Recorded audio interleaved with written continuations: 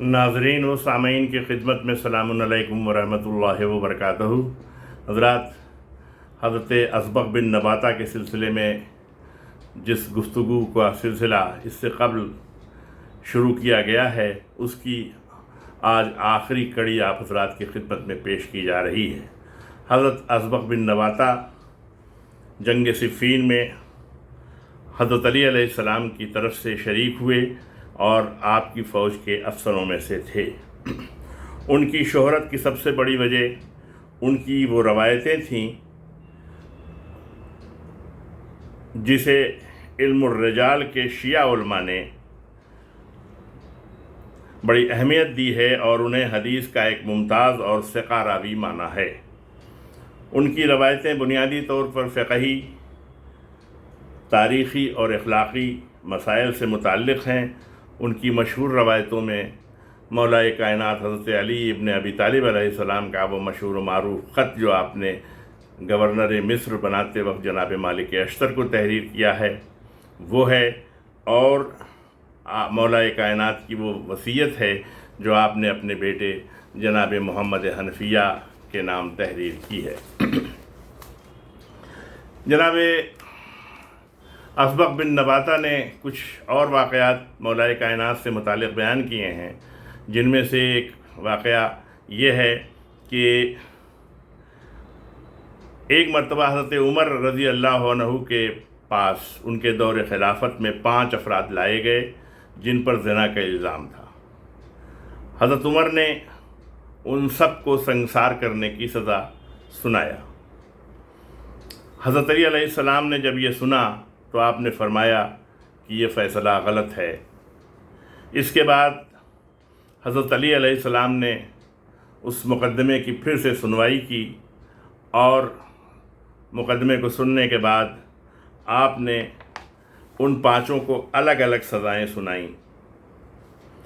पहले को आपने सर कलम कर देने का हुक्म दिया, दूसरे को संसार करने का हुक्म दिया, तीसरे को कोड़े मारने की सज़ा दी, चौथे को मुकम्मल सज़ा जो शरई तौर से दी जा सकती थी उसकी आधी सज़ा दी, और आपने 5वें को एक आम सज़ा देने के बाद रिहा कर दिया। जब हज़रत उमर रज़ी अल्लाह अन्हु ने हज़रत अली अलैहिस्सलाम से अपने इस फ़ैसले की तफसील और दलील बयान करने के लिए कहा तो हज़रत अली अलैहिस्सलाम ने फरमाया कि उनमें से पहला एक ज़िम्मी है। ज़िम्मी वो होते हैं जो अपनी जान की हिफाजत के लिए इस्लामी रियासत को एक ख़ास रकम अदा करते हैं। उसने एक मुसलमान औरत के साथ ज़िना किया, लिहाजा उसका सर कलम कर दिया गया। दूसरा शख्स एक शादीशुदा मर्द है जिसकी सज़ा मजहबी कानून के तहत संसार करना है, इसलिए उसे संसार करने का हुक्म दिया गया। तीसरा शख्स एक गैर शादीशुदा आदमी है जिसे इसी कानून के तहत कोड़े मारने की सज़ा दी जाएगी। चौथा एक ग़ुलाम है जिसकी ज़िना की सज़ा मजहबी कानून की तरफ से मुकर्रर की गई मुकम्मल सज़ा का निस्फ़ है। इनमें से 5वां आधा पागल है, इसलिए उसे उसके जुर्म की आम सज़ा दी गई है जो दूसरों ने किया है, जैसा कि मजहबी कानून में ऐसे मर्दों और ऐसे औरतों के लिए सज़ा मुकर्रर की गई है। हज़रत अली अलैहिस्सलाम से ये सुनने के बाद हज़रत उमर अलैहिस्सलाम ने जो खलीफा वक्त थे उन्होंने एक बड़ा अच्छा जुमला कहा है जो बड़ा तारीख़ी जुमला है। वो फरमाते हैं, हज़रत उमर रज़ी अल्लाह अन्हु फरमाते हैं कि मैं उस कौम में ज़िंदा न रहूं जहां इस तरह के मसाइल को हल करने के लिए अबुल हसन यानी हज़रत अली अलैहिस्सलाम मौजूद न हो। एक दूसरा वाक़या भी असबग़ बिन नबाता से शेख सदूक़ ने रवायत किया है कि एक शख्स हज़रत अली के अलैहिस्सलाम के पास आया और उनसे अर्ज़ किया کہ اس نے جرم کیا ہے، اقبال جرم کیا اس نے، اور ان سے کہا کہ آپ مجھے سزا دے کر پاک کر دیں۔ حضرت علی نے علیہ السلام نے اسے دریافت کیا کہ کیا تم کسی بڑی بیماری میں اس وقت مبتلا ہو؟ اس نے اثبات میں یعنی ہاں میں جواب دیا۔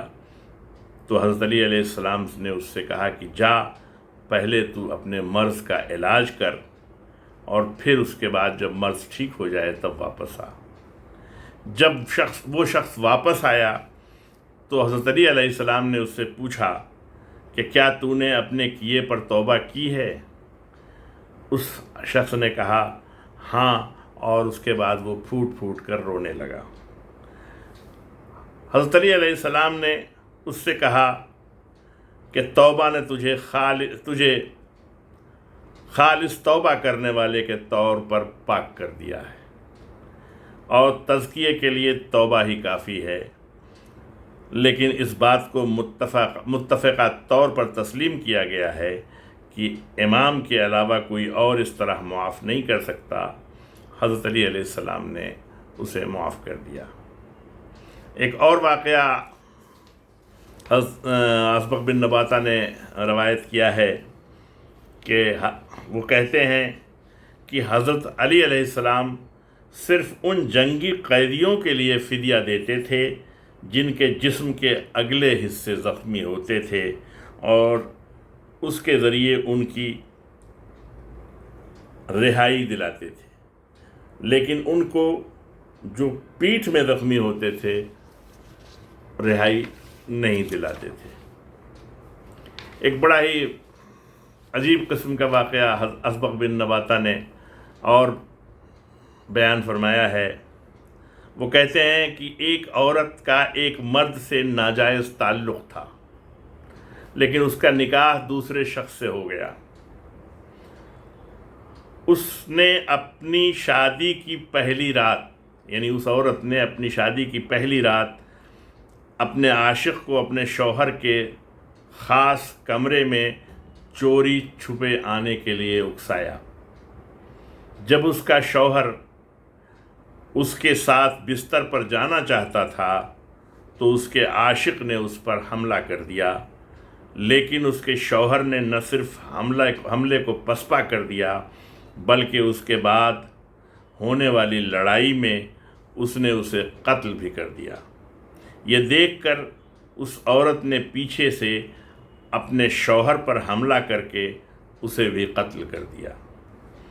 جب حضرت علی علیہ السلام کے پاس یہ مقدمہ لایا گیا تو آپ نے فیصلہ دیا کہ پہلے مرد کے قتل کا خوں بہا، یعنی اس عورت کے عاشق کا خوں بہا، خود وہ عورت ادا کرے، اور اس عورت کو دوسرے آدمی یعنی اپنے شوہر کے قتل کے جرم میں سنگسار کر دیا جائے۔ اسبغ بن نباتہ نے یہ بھی روایت کی ہے کہ حضرت علی علیہ السلام نے کبھی بھی نابالغ بچوں اور غلاموں کے معاملے میں بھی سزا کو معطل نہیں کیا، لیکن سزا بچوں کی عمروں اور غلاموں کے جرم کے معیار کے مطابق مختلف ہوا کرتی تھی، لیکن وہ سزا انہیں مستقبل میں بڑی سزاؤں سے بچانے کے مقصد سے ہوا کرتی تھی اور انتباہ کے طور پر دی جاتی تھی۔ آپ حضرات سے درخواست ہے کہ گفتگو کا سلسلہ آج یہیں تمام ہوتا ہے۔